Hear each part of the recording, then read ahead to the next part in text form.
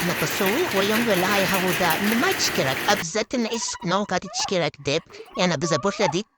Xonavachchalar shuna qo'ying birinchi öpüp oladilar. Bo'lmasa ovqat mazali chiqmadi. Обязательно farzandingizni öpib olishlaringiz shart. Undan keyin shu suyakni olamiz, uni yaxshilab yuvib qo'yilgan bo'lsa xavotir olmanglar.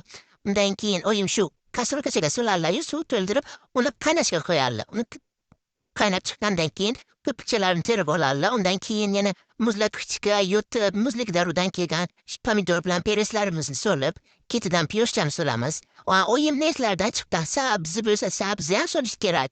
Undan keyin yana nima solish kerak? Qovoq solish kerak. Mazali chiqadi.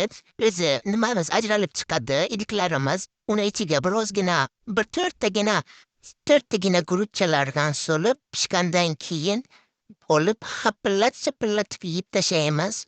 Обязательно tayyorlab ko'ringlar. Bilaman, buni tayyorlab ko'rgan sizlar.